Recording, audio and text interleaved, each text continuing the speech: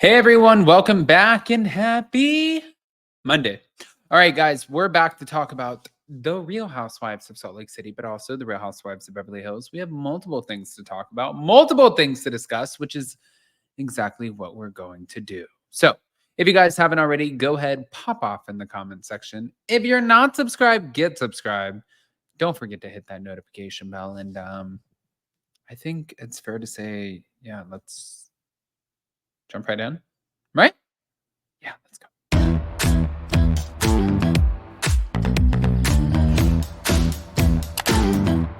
Cause no one can do it like we do it, like we do it, like we do it. Cause no one can do it like we do it, like we do it, like we do it.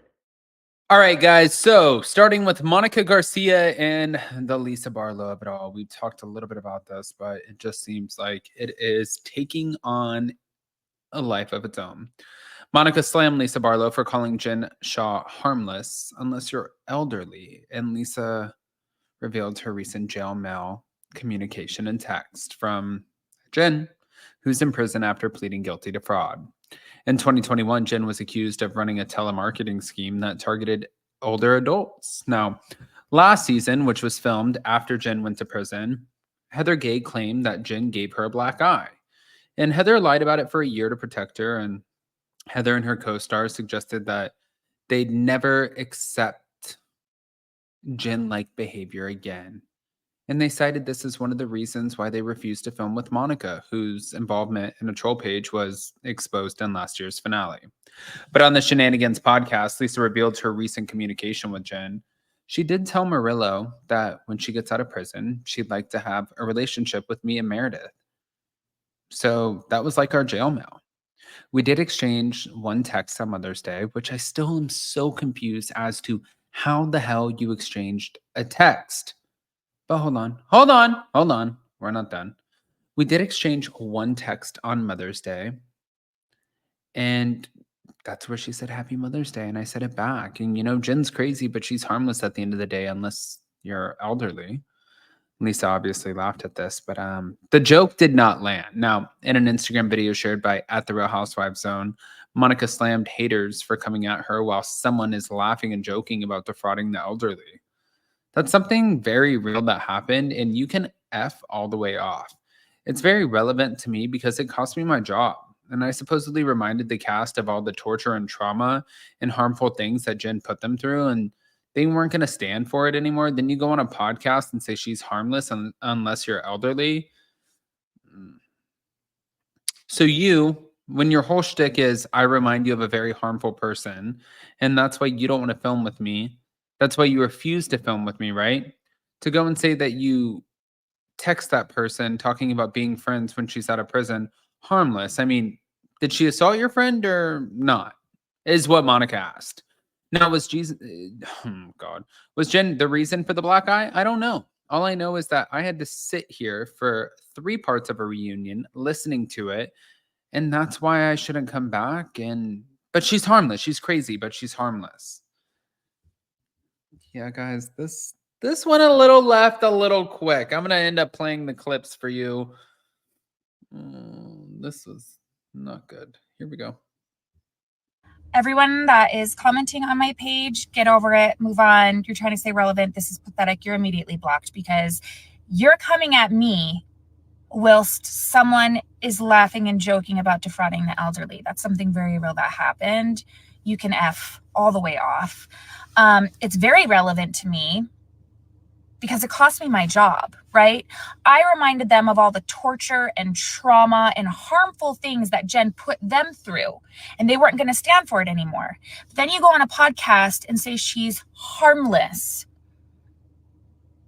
unless you're elderly, right? So when your whole stick is I remind you of a very harmful person, and that's why you don't want to film with me. That's why you refuse to film with me, right? To go and say you text that person talking about everyone that is commenting on my page, get over it, move on. And she's harmless. I mean, did she assault your friend or not? What was Jen the reason for the black eye, or was she not? I don't know. All I know is I had to sit there for 3 parts of a reunion listening to it, and that's why I shouldn't come back. But she's harmless. She's crazy, but she's harmless. And friends when she's out of prison, and she's harmless. I mean, did she assault your friend or not? What was Jen the reason for Her castmates ever receive like any jail mail? Oh my gosh, jail mail. No, but she did tell Murillo that when she gets out of prison, she'd like to have a relationship with me and Meredith. So that was like our jail mail. How do you feel about that? We did exchange one text on Mother's Day where she said, Happy Mother's Day. And I said it back. Okay. But, you know, Jen's crazy, but she's harmless at the end of the day, unless you're elderly. Her castmates. I mean, honestly, it was a very dumb mistake to make. She's harmless unless you're the elderly. It was something that, like, I always like to say, and I'm not the only person who says it, but land the plane. You didn't land the plane, Lisa Barlow. You crashed the plane. And I do agree with Monica in this, where it's like, why exactly is Monica Garcia so harmful? It's very confusing. I'm just confused. I really am. We're going to end up moving on to this. So, thank you to Kathy Hilton and realityt.com. She broke silence on sister Kim's renewed struggles, and she has her back like a real sister. Amid Kim Richards' apparent relapse, Kathy Hilton just shared some sweet words of support. It's a glimmer of hope among the sea of negativity. Following the Real Housewives of Beverly Hills stars.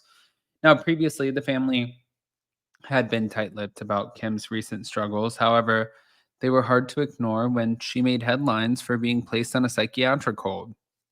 But after her release, Kyle Richards allowed her to stay in her home in Encino, California. But allegedly, the whole situation has reopened old wounds for the sisters. On the other hand, Kathy seems to be keeping her faith. She had some words of support.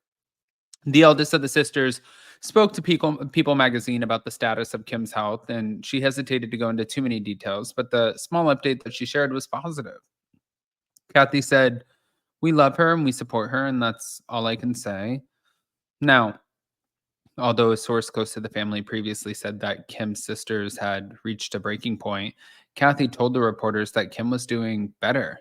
She also made it clear that she's not giving up on her sister. This is the type of public support that Kim deserves, and a stark difference from Kyle's response. Yeah. She hasn't addressed the situation publicly, but a source close to the family said that Kim's sobriety particularly weighs heavily on Kyle, not to mention the Los Angeles Police Department was called to keep the peace between the sisters. Now, the insider also described the sisters as being stuck in a cycle of bankrolling Kim's life. Things fall apart and then they try to pick up the pieces. And regardless, Kathy made it clear that she's not giving up on her sister, even if they have been down this road before. And I think in the world, there's always hope, is what Kathy said. Oi, oi, oi. All right, guys, I want to hear what your thoughts are. Pop off in the comment section, please. Don't forget to hit that notification bell. If you guys are not subscribed, get subscribed. And yeah, we'll see you next time. Love you guys.